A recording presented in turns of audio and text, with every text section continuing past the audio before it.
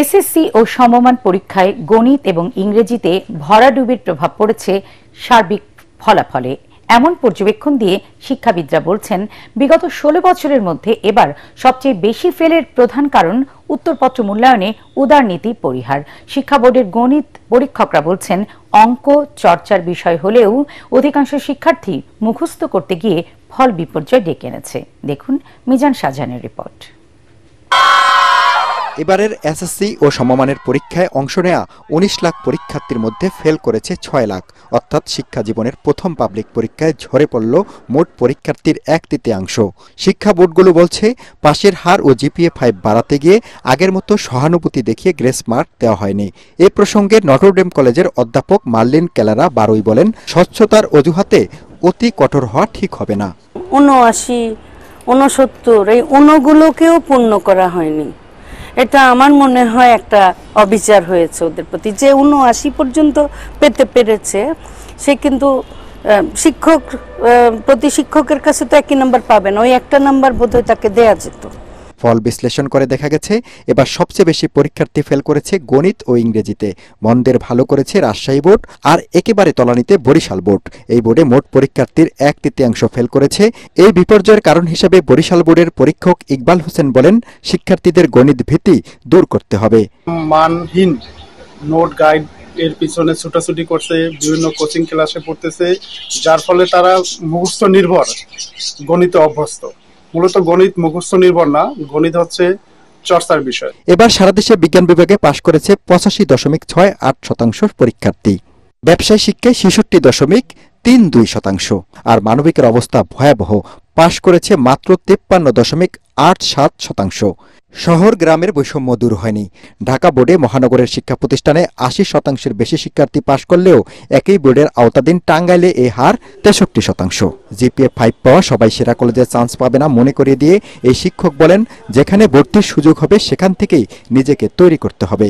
সবাই সেরা প্রতিষ্ঠানে ভর্তি হতে পারে না, ওদের এই কম্পিটিশনের মনোভাবটা সবসময় রাখতে হবে এবং বাস্তবতাকে সহজভাবে মেনে নেওয়ার মতন মানসিকতা রাখা দরকার। এবার পরীক্ষায় অংশ নেয়া ৩০,০৮৮টি শিক্ষা প্রতিষ্ঠানের মধ্যে ১৩৪টিতে একজনও পাশ করেনি। এর কারণ বের করার পাশাপাশি অকৃতকার্যদের হতাশ না হয়ে নতুন করে পরীক্ষার প্রস্তুতি নেওয়ার পরামর্শ দিয়েছেন এই শিক্ষক। মিজান শাহজাহান, এটিএন বাংলা, ঢাকা।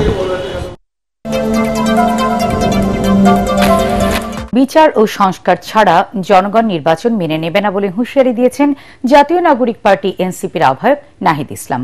জুলাই পদযাত্রার ১১তম দিনে যশোর 0 পয়েন্ট এলাকায় পথসভায় তিনি কথা বলেন। এ সময় দ্রুত জুলাই সনদ ঘোষণা ও নিরপেক্ষ নির্বাচন কমিশন গঠনের দাবি জানান এনসিপির আরেক নেতা হাসনাত আব্দুল্লাহ। এ সময় জুলাই আন্দোলনে হতাহতদের পরিবারের পাশে থাকার আশ্বাস দেন এনসিপি নেতারা। তরিক ইসলামের রিপোর্ট। দেশ গড়তে জুলাই পদযাত্রার ১১তম দিনে জুমার নামাজ শেষে যশোর রেল রোড মডেল মসজিদের সামনে থেকে শুরু হয় পদযাত্রা। পরে শহরের চারখাম্বার মোড়ে স্থানীয় একটি হোটেলে জুলাই গণহত্যায় আহত ও নিহতদের পরিবারের সাথে মতবিনিময় করেন এনসিপির কেন্দ্রীয় নেতারা। এ সময় তুলে ধরেন তাদের নানা সমস্যার কথা। পরে যশোরের জজকোর্ট মোড়ে পথসভায় কথা বলেন এনসিপি নেতারা। জুলাইয়ের চেতনা ধারণ করে সকল ষড়যন্ত্রের বিরুদ্ধে রাজপথে থাকার ঘোষণা দেন তারা। একটা পক্ষ পালিয়েছে ভারতে, আরেকটা পক্ষ পালিয়েছে লন্ডনে। সুতরাং যারা ফেসিবাদ বিরোধী রাজনৈতিক দলে যারা আছেন, আপনারা গুসা করেন না। চাঁদাবাজ যদি আপনারা না হন, আপনাদের গায়ে তো লাগার কথা না।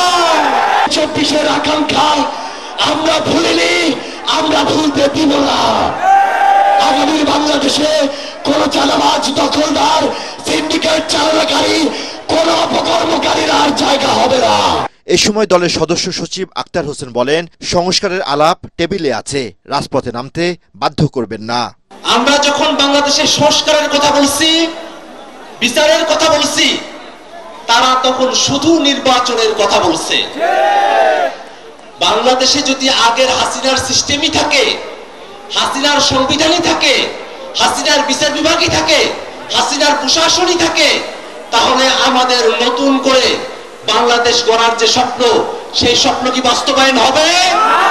আর দলের আহ্বায়ক নাহিদ ইসলাম বলেন, সংস্কার ছাড়া যারা নির্বাচনের পরিকল্পনা করছে তারাই নির্বাচনকে পেছানোর ষড়যন্ত্র করছে। আপনারা ভয় পাবেন না কোনো চাঁদাবাজকে, ভয় পাবেন না কোনো দুর্নীতিবাজকে, ভয় পাবেন না কোনো দখলদারকে। একটি রাজনৈতিক দল তাদের লক্ষ লক্ষ কোটি কোটি মানুষের কথা আমাদের বলে, এই কোটি কোটি মানুষের দল নাকি তাদের? এই কোটি কোটি মানুষ, লক্ষ লক্ষ মানুষ আমাদেরকে দেখায়েন না। আমরা ফ্যাসিবাদের আমলে দেখেছি কার কত মানুষ ছিল, মানুষের হিসাব আমাদেরকে দেখায়েন না। যদি নৈতিকতার সাথে থাকেন, যদি ইনসাফের সাথে থাকেন, একজন মানুষ 1 লক্ষ মানুষের থেকেও শক্তিশালী হয়। যশোরবাসীর অ্যাকশন! যশোরের পর সন্ধ্যায় খুলনার দুটি স্থানে পথসভা এবং চিত্রালী বাজার থেকে দৌলতপুর মোড় পর্যন্ত গণসংযোগ ও পদযাত্রা করে জুলাই গণ অভ্যুত্থানে নেতৃত্ব দেয়া এই দলটি। Tarik Islam, ATN Bangla, Dhaka. Monalisa heavy flow 15 piece প্যাকেটের সাথে 8 পিসের একটি প্যাকেট একদম ফ্রি। আগে সংস্কার পরে নির্বাচনের কথা বলে জনগণকে বিভ্রান্ত না করার আহ্বান জানিয়েছেন বিএনপির সিনিয়র যুগ্ম মহাসচিব রুহুল কবির রিজভী। তিনি বলেন, সংস্কার কোনো স্থির বিষয় নয়, এটি একটি চলমান প্রক্রিয়া। দলের চেয়ারপারসন বেগম খালেদা জিয়া সহ নেতাকর্মীদের সুস্থতা কামনায় নয়াপল্টনে কেন্দ্রীয় কার্যালয়ের সামনে আয়োজিত দোয়া মাহফিলে রিজভী এসব কথা বলেন। বিএনপি সবার আগে সংস্কার প্রস্তাব দিয়েছে উল্লেখ করে দলের এই মুখপাত্র বলেন, আগামীতে জনগণের ভোটে নির্বাচিত সরকার প্রয়োজনীয় সংস্কার করবে। সমাজ এবং রাষ্ট্রে যখন যেটা প্রয়োজন মনে হবে গণতন্ত্রের স্বার্থে, রাষ্ট্রের স্বার্থে, জনগণের স্বার্থে, তখনই সংস্কার করে সেই আইন প্রণয়ন হবে। এটাই তো গণতান্ত্রিক সংবিধানের নিয়ম। কিন্তু ওটাকে মূলনীতির মধ্যে নিতে হবে, আগে সংস্কার ইত্যাদি ইত্যাদি কথা বলে কেন এই জিনিসটা আপনারা এইভাবে জনগণকে বিভ্রান্ত করার চেষ্টা করছেন? এটা না করে আমরা যেটি বলেছি, জনগণের ক্ষমতা জনগণকে ফেরত দেন। ঢাকায় জাতিসংঘের মানবাধিকার বিষয়ক কার্যালয় স্থাপনের প্রতিবাদে বিক্ষোভ করেছে হেফাজতে ইসলাম। জাতীয় মসজিদ বায়তুল মোকাররমের উত্তর গেইটে আয়োজিত সমাবেশে দলের কেন্দ্রীয় নেতা মামুনুল হক বলেন, দ্রুত এই সিদ্ধান্ত থেকে অন্তর্বর্তী সরকারকে সরে আসতে হবে। মনির হোসেন তপুর রিপোর্ট।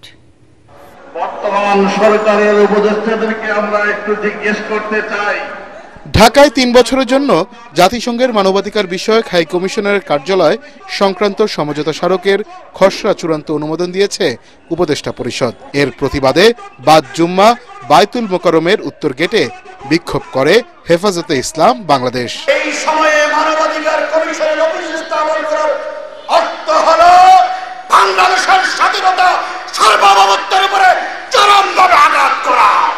এই সিদ্ধান্ত বাতিল করবার জন্য, অন্তর্বর্তী সরকারকে বাধ্য করবার জন্য যেই কঠোর কর্মসূচি দেওয়া লাগে, হেফাজতে ইসলাম বাংলাদেশ বাধ্য হবে কর্মসূচি ডিক্লেয়ার করতে। এ সময় দলের কেন্দ্রীয় নেতা মামুনুল হক বলেন, বিদেশি শক্তিকে বাংলাদেশের অভ্যন্তরীণ বিষয়ে সরাসরি হস্তক্ষেপ করতে দেওয়া হবে না। যে কোনো ষড়যন্ত্র রুখে দিয়ে দেশের সার্বভৌমত্ব রক্ষায় রাজপথে থাকার ঘোষণা দেন তিনি। হেফাজতে ইসলাম এই সিদ্ধান্ত মানে না, এই সিদ্ধান্ত কার্যকর হতে দেবে না। বাংলাদেশের ইসলাম এদেশের মানুষের ঐতিহ্য, এদেশের মানুষের স্বাধীনতার বিপন্ন করবার যে কোনো পায়তারা রক্ত দিয়ে রুখে দেব, জীবন দিয়ে রুখে দেব। বিক্ষোভ সমাবেশ শেষে মিছিল বের করে হেফাজতে ইসলাম বাংলাদেশের নেতাকর্মীরা।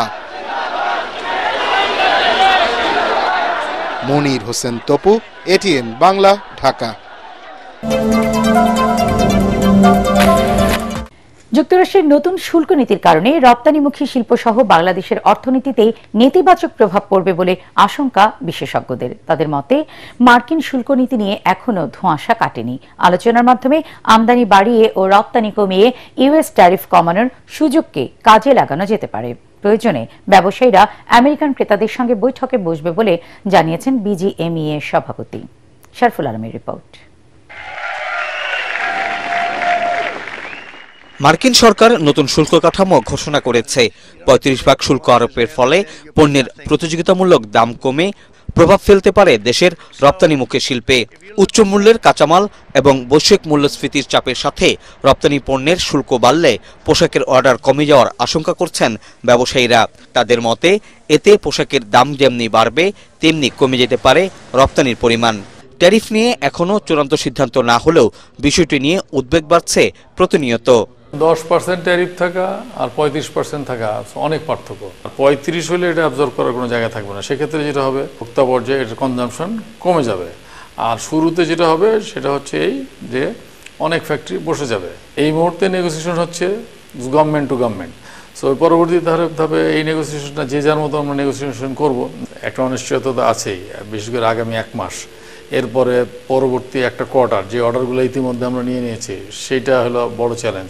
অতিরিক্ত শুল্কের কারণে 10 থেকে 15% হারে পণ্যের অর্ডার কমে যাওয়ার আশঙ্কা করছেন বিশ্লেষকরা।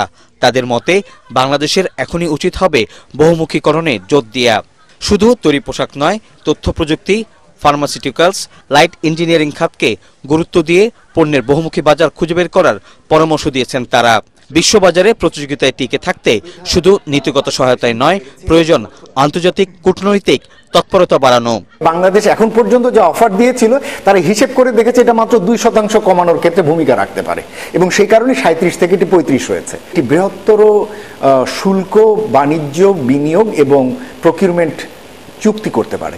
আউট অফ দ্য বক্স কিছু যদি আমরা প্রস্তাবনা নিয়ে যেতে পারি, এবং সেটি হতে পারে আমাদের WTO কাঠামোর ভিতরেই, সেটা হলো যে উভয় দেশের ভিতরে একটি কিছু বিশেষ পণ্যের ক্ষেত্রে PTA এগ্রিমেন্ট করা, এবং সেই আলোকে আমাদের কিছু পণ্য শুল্ক কাঠামো পরিবর্তন করে মার্কিন যুক্তরাষ্ট্রকে সেখানে কিছু শূন্য শুল্ক সুবিধা দেওয়া বা কম শুল্ক সুবিধা দেওয়া। মার্কিন শুল্ক নীতির পরিবর্তনের কারণে অর্থনীতিতে চ্যালেঞ্জ বাড়লেও সুযোগ আসতে পারে নতুন বাজার ও নতুন খাতকে খুঁজে বের করা। এতে মার্কিন বাজারের প্রভাব কিছুটা হলেও কমিয়ে আনা সম্ভব বলে মনে করছেন বিশ্লেষকরা। শরফুল আলম, ATN বাংলা, ঢাকা।